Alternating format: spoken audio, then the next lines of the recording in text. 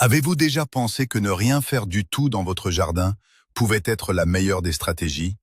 C'est une idée qui semble complètement folle. Pourtant, aujourd'hui, nous allons parler d'un arbuste qui déteste littéralement qu'on s'occupe de lui avec un sécateur. Bienvenue dans cette nouvelle vidéo. Nous allons aborder le sujet fascinant du chèvrefeuille comestible. On l'appelle aussi le camérisier ou la baie de mai. Je vous promets une chose étonnante aujourd'hui. Vous allez découvrir pourquoi ranger votre outil de coupe pendant une décennie entière est le secret ultime pour obtenir des récoltes massives. La vérité est souvent contre-intuitive. La majorité des jardiniers détruisent le potentiel de leur buisson en voulant trop bien faire.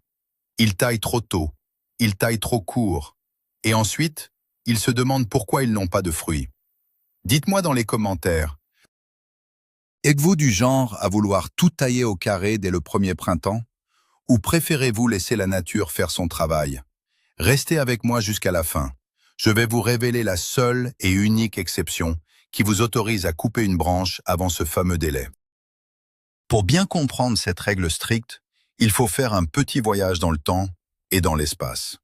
Le chèvrefeuille comestible est originaire des régions très froides. On le trouve naturellement en Sibérie, ou encore sur la péninsule du Kamtchatka. C'est une plante extrêmement robuste. Elle est habituée aux conditions climatiques les plus dures de la planète. Dans ces environnements sauvages, personne ne vient tailler les buissons. La plante a donc évolué pour gérer sa propre croissance de manière optimale. Ses cycles de développement sont très lents par rapport à nos arbustes fruitiers classiques. Quand vous achetez un jeune plant en pépinière, il a souvent 2 ou 3 ans. Il a l'air petit, il a l'air fragile, mais il possède déjà une mémoire génétique millénaire. Cette mémoire lui dicte de construire d'abord des fondations invisibles avant de s'occuper de son apparence extérieure. C'est ce contexte naturel qu'il faut absolument respecter pour réussir sa culture dans nos jardins modernes. Parlons d'abord de cette envie irrésistible de tailler qui nous prend tous au printemps. Vous vous promenez dans votre jardin avec votre sécateur. Le soleil brille. Vous voyez vos pommiers et vous taillez. Vous voyez vos rosiers et vous taillez. Puis vous arrivez devant votre jeune camérisier. Ses branches partent un peu dans tous les sens. Votre cerveau de jardinier vous crie de lui donner une belle forme ronde. Vous voulez égaliser les branches. Vous pensez sincèrement que cela va l'aider à devenir plus fort. C'est la pire erreur possible. Si vous cédez à cette tentation, vous allez traumatiser votre plante. Chaque petite branche sur un jeune chèvrefeuille est une usine à énergie vitale. La plante utilise ses branches pour capter la lumière du soleil. Cette lumière est transformée en énergie pour nourrir les racines. Couper une branche verte, c'est comme fermer une centrale électrique alors que la ville a besoin de courant. Il faut apprendre à résister à ce besoin de contrôle. Laissez le buisson prendre sa forme naturelle. Même si elle vous semble un peu sauvage au début, c'est exactement ce dont il a besoin pour survivre et prospérer. Il est temps de détruire un mythe très tenace dans le monde du jardinage. Beaucoup de gens croient qu'il existe une règle universelle pour tous les arbustes à petits fruits. On nous dit souvent de rabattre les jeunes plants d'un tiers après la plantation. C'est vrai pour les framboisiers, c'est vrai pour les groseilliers. Mais c'est totalement faux pour les baies de mai.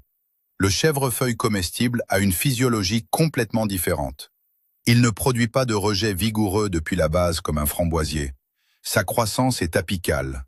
Cela signifie qu'il pousse par les bouts de ses branches existantes. Quand vous coupez le bout d'une branche de camérisier, vous supprimez la zone de croissance principale pour l'année suivante. La plante va devoir dépenser une énergie folle pour créer de nouveaux bourgeons de remplacement. Cette énergie aurait dû être utilisée pour faire grandir les racines. En appliquant les règles du groseillier au chèvrefeuille, vous retardez son développement de plusieurs années. Ne tombez plus dans ce piège de la taille universelle. Regardons de plus près ce qui se passe sous la terre pendant les 3 premières années. C'est la phase la plus critique. Pendant cette période, le buisson semble ne pas grandir du tout. Beaucoup de jardiniers s'inquiètent. Ils pensent que la plante est malade. Ils décident alors de la tailler pour la stimuler. Grave erreur. Si vous ne voyez rien au-dessus du sol, c'est parce que l'action se déroule en dessous. Le chèvrefeuille est en train de tisser un réseau racinaire dense et profond. Les racines explorent le sol à la recherche de nutriments et d'humidité. Ce système racinaire sera son assurance vie pour les décennies à venir. Pour fabriquer ses racines, la plante a un besoin absolu de toutes ses feuilles. Chaque feuille participe à la photosynthèse. Si vous supprimez des branches pendant ces 3 premières années, vous affamez les racines. Un système racinaire faible donnera un arbuste chétif pour le reste de sa vie. Soyez patient. Laissez la magie opérer sous la surface de la terre. Votre patience sera largement récompensée par la suite. Entre la 4e et la 6e année, les choses commencent à changer. Vous allez enfin voir votre arbuste prendre de l'ampleur. Il va commencer à produire des branches latérales plus nombreuses. La structure globale devient plus touffue. C'est souvent à ce moment précis que le jardinier recommence à avoir les mains qui démangent. Le buisson devient dense. On se dit qu'il faut faire entrer la lumière au centre. On pense au fameux mythe du petit oiseau qui doit pouvoir traverser l'arbuste sans toucher les branches. Oubliez ce mythe pour le chèvrefeuille. Le feuillage dense est une protection naturelle. Il maintient l'humidité au niveau du sol pendant les mois d'été les plus chauds. De plus, les branches s'entrecroisent pour se soutenir mutuellement face au vent fort. Si vous commencez à éclaircir le centre maintenant, vous exposez le bois intérieur à des brûlures du soleil. La plante n'est pas encore prête à subir ce genre d'intervention. Elle construit son volume de production. Laissez-la accumuler de la masse végétale. C'est son capital pour l'avenir. Voici un phénomène très étrange qui inquiète souvent les débutants. Vers la 7e ou la 8e année, le bois principal du chèvrefeuille commence à changer d'aspect. L'écorce se met à peler. Elle se détache en longues lanières grises ou brunes. Le tronc a l'air en lambeaux. C'est à ce moment-là que je reçois beaucoup de messages de panique.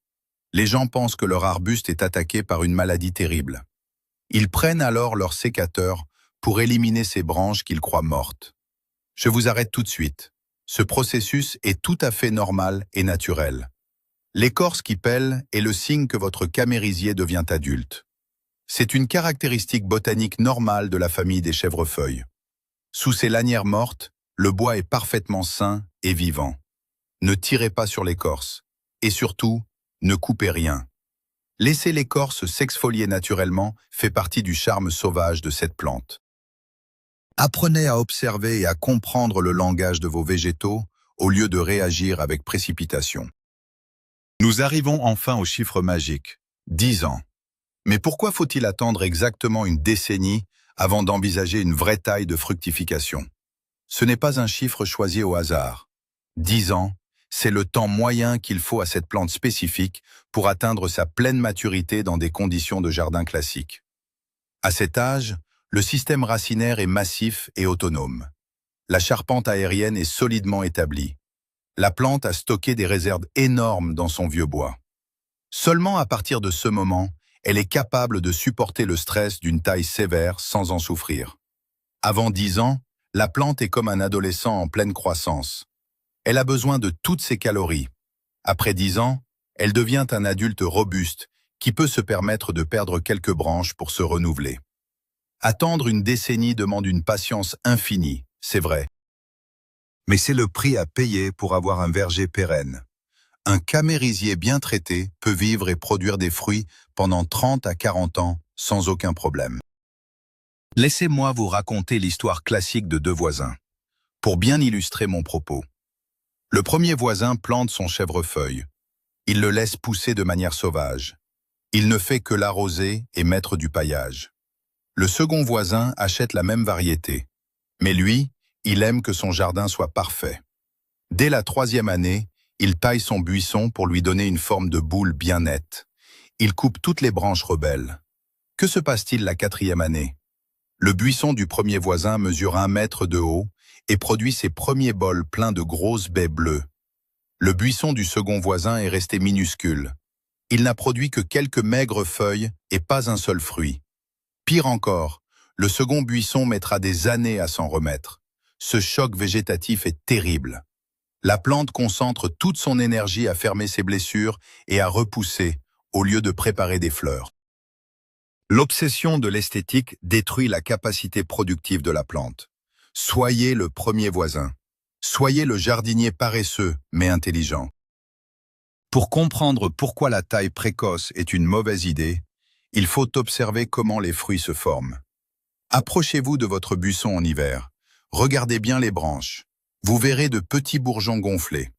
Le chèvrefeuille produit ses fruits sur le bois d'un an. Cela signifie que les fleurs de ce printemps vont apparaître sur les branches qui ont poussé pendant l'été dernier. Si vous décidez de tailler les extrémités des branches à l'automne ou en fin d'hiver, que faites-vous réellement? Vous coupez littéralement votre future récolte. Vous jetez les baies à la poubelle avant même qu'elles n'aient fleuri. C'est mathématique.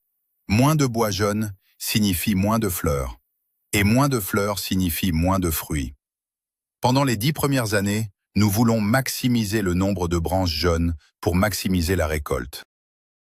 En ne coupant rien, vous permettez à la plante de multiplier ses points de fructification de manière exponentielle chaque saison. Gardez ce fonctionnement anatomique en tête la prochaine fois que vous croiserez votre sécateur. Je veux revenir sur un terme technique très important, le choc végétatif. Quand vous taillez une plante qui n'est pas prête, elle entre dans un état de stress profond. La sève est brutalement redirigée. La plante perçoit la taille comme une attaque de prédateur. Pour se défendre et survivre, elle va modifier ses priorités hormonales.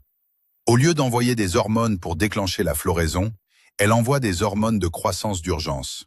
Elle va produire de longues pousses molles et fragiles pour remplacer rapidement ce qu'elle a perdu. Ces nouvelles pousses sont très vulnérables aux pucerons et aux maladies. Elles ne donneront pas de fruits avant plusieurs années. Ce cycle de stress épuise les réserves de la plante. Un chèvrefeuille qui subit des chocs végétatifs répétés finira par dépérir prématurément.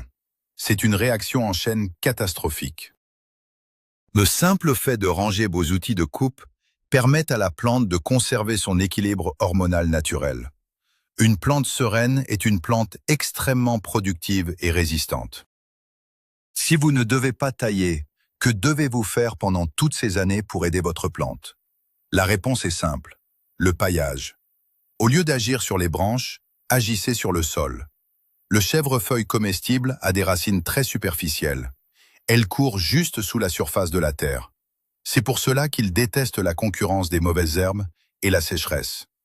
Apportez une épaisse couche de paillé organique autour de la base de l'arbuste. Utilisez des feuilles mortes, utilisez de la paille ou des copeaux de bois. Ce manteau protecteur va garder le sol frais pendant les étés brûlants. Il va empêcher les mauvaises herbes de pousser. Et en se décomposant lentement, il va nourrir le sol de manière douce et continue. C'est exactement le type d'attention dont votre camérisier a besoin. En remplaçant votre sécateur par une fourche à paillis, vous transformez votre approche du jardinage.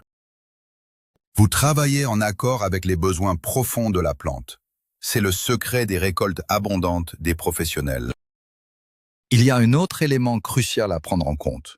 Beaucoup de personnes pensent que leur arbuste ne produit pas de fruits parce qu'il n'est pas taillé. Ils blâment le manque de taille pour les mauvaises récoltes. Mais la vraie cause est souvent ailleurs. C'est la pollinisation croisée. Le chèvrefeuille est une plante partiellement autostérile. Cela veut dire qu'un buisson tout seul aura beaucoup de mal à produire des baies, même s'il est couvert de fleurs. Pour avoir des rendements spectaculaires, vous devez absolument planter au moins 2 variétés différentes à proximité l'une de l'autre. Elles doivent fleurir en même temps. Les abeilles et les bourdons vont passer de l'une à l'autre. Ce brassage génétique est le véritable moteur de la production fruitière. Donc, avant d'accuser la forme buissonnante de votre plante, vérifiez si elle a un bon partenaire de pollinisation. Ajouter un nouvel arbuste de variété complémentaire résoudra le problème des faibles récoltes bien mieux qu'un coup de ciseau hasardeux. Puisque vous ne taillez pas, votre plante conserve tout son feuillage. Cela a une conséquence directe sur ses besoins en eau. Plus une plante a de feuilles, plus elle transpire, surtout pendant la période de formation des fruits au printemps. L'arrosage devient donc votre véritable outil de gestion, bien plus que la taille. Un chèvrefeuille qui manque d'eau pendant que ses baies grossissent va laisser tomber ses fruits sur le sol.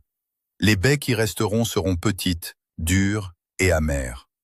Pendant les 10 premières années, vous devez vous assurer que le sol reste uniformément humide, sans être détrempé. Arrosez profondément une fois par semaine si la pluie se fait rare.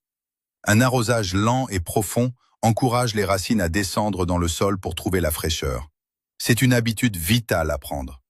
Vous dépensez l'énergie que vous auriez mise dans la taille pour surveiller l'hygrométrie du sol. C'est un échange très rentable pour la santé à long terme de votre verger. L'eau est le principal composant de ces délicieuses baies bleues. Pendant cette longue décennie sans taille, la plante va consommer beaucoup de ressources dans le sol pour construire son imposante charpente. Il faut donc la nourrir correctement. Mais attention, le chèvrefeuille n'aime pas les engrais chimiques violents. Il brûle ses fines racines de surface. La meilleure approche est une fertilisation organique douce. Au début du printemps, juste avant l'ouverture des bourgeons, ajoutez une bonne pelle de compost bien mûre autour de la base de l'arbuste. Vous pouvez aussi ajouter une petite poignée de cendre de bois. La cendre apporte du potassium. Le potassium est essentiel pour le développement des fruits et la résistance aux maladies. Ne griffez pas la terre pour enfouir le compost. Rappelez-vous que les racines sont juste en dessous. Déposez simplement la matière organique sur le sol, sous la couche de paillage. Les vers de terre feront le travail d'incorporation pour vous. Cette nutrition régulière et modérée soutient la croissance continue sans forcer artificiellement la plante à produire du bois faible.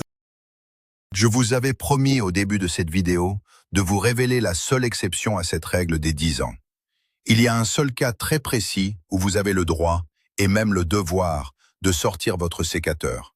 C'est pour retirer le bois mort, malade ou cassé. C'est ce qu'on appelle la taille sanitaire. Si une grosse branche est brisée par le vent ou par le poids de la neige en hiver, vous devez couper proprement sous la cassure. Si vous repérez une branche complètement sèche et morte, sans aucun bourgeon vert au printemps, vous pouvez l'enlever à la base. Cette intervention ne stresse pas la plante. Au contraire, elle empêche les maladies de s'installer dans le bois pourri. Mais attention à ne pas confondre une branche morte avec une branche simplement endormie en hiver. Attendez toujours le mois d'avril pour faire ce diagnostic.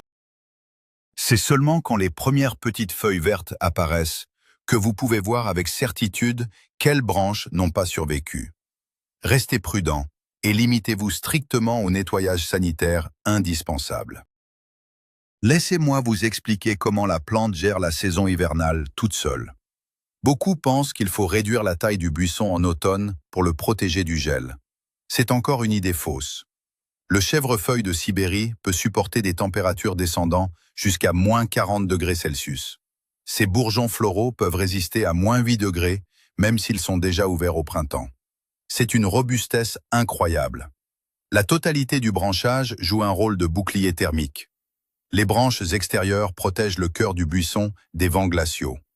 Si vous taillez avant l'hiver, vous détruisez cette isolation naturelle. Vous exposez le cœur de la plante au froid intense. De plus, les coupes fraîches sont des portes d'entrée pour le gel. L'eau s'infiltre dans la plaie, gèle et fait éclater le bois de l'intérieur.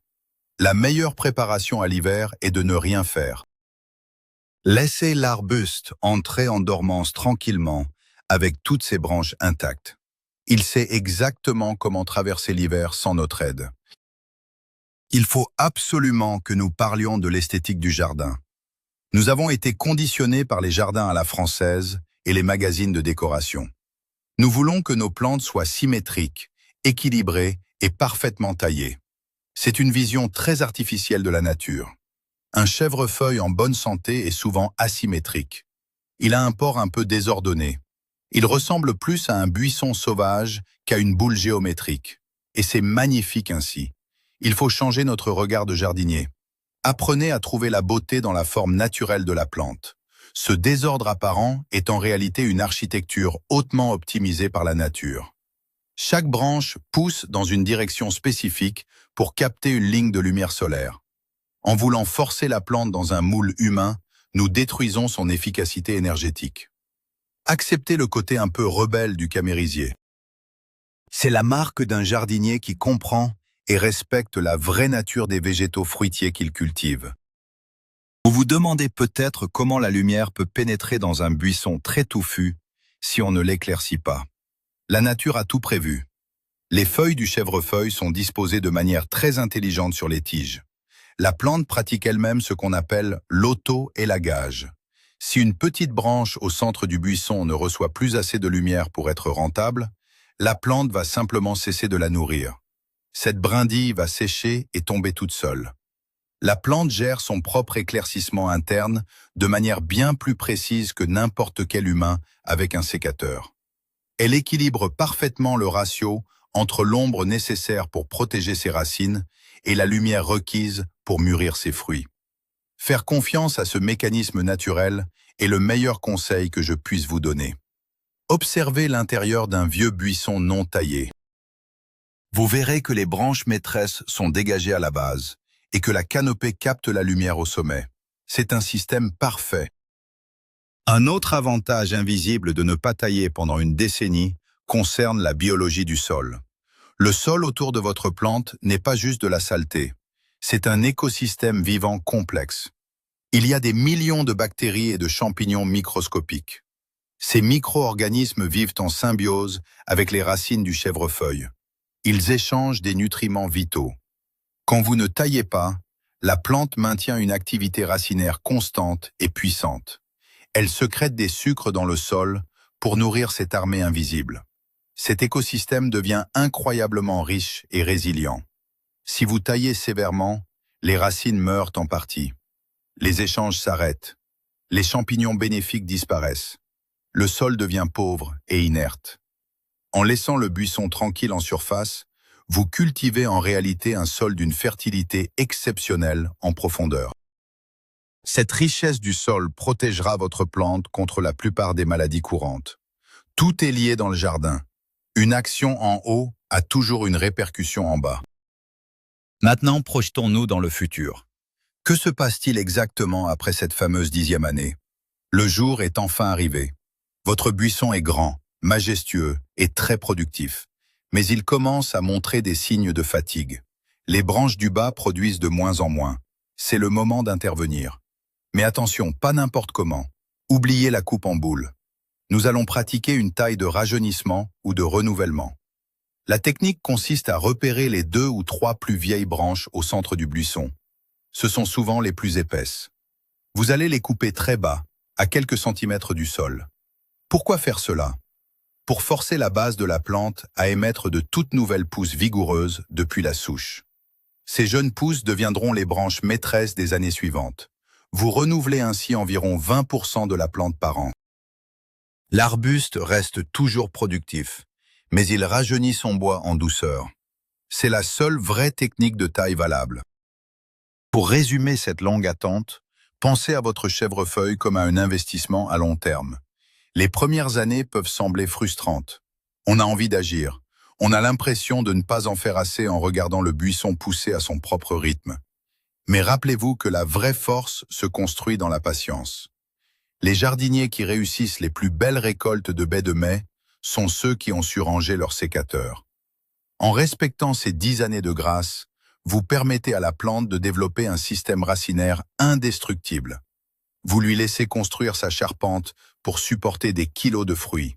Vous évitez les chocs végétatifs qui ruinent la santé des jeunes buissons. C'est une leçon de lâcher-prise que la nature nous offre. Le chèvrefeuille nous apprend que parfois, la meilleure action est l'inaction. Votre récompense sera au rendez-vous. Des bols entiers de fruits juteux, sains et sucrés, récoltés bien avant les fraises ou les framboises. L'attente en vaut vraiment la peine. Voilà le grand secret enfin révélé. Qui aurait cru que la clé du succès pour obtenir des récoltes gigantesques de chèvrefeuille était de ne rien faire du tout pendant une décennie? C'est un véritable tournant dans notre façon de voir l'entretien du jardin. Nous avons appris que couper une branche, c'est priver les racines de leur nourriture. Nous avons découvert que l'écorce qui pèle est un signe de bonne santé et non une maladie. Nous avons surtout compris que la taille universelle est un mythe dangereux pour nos buissons à croissance lente. Il est temps de changer nos habitudes et de faire confiance à l'intelligence de la nature. En remplaçant la taille par un bon paillage et un arrosage attentif, vous allez transformer vos rendements. Merci d'avoir suivi cette vidéo jusqu'au bout. N'oubliez pas de vous abonner à la chaîne pour continuer à apprendre à jardiner autrement. Laissez un beau pouce bleu pour soutenir notre travail. Et maintenant, c'est à vous de parler. Dites-moi dans les commentaires, Avez-vous déjà fait l'erreur de tailler un jeune camérisier ou avez-vous su résister à la tentation du sécateur?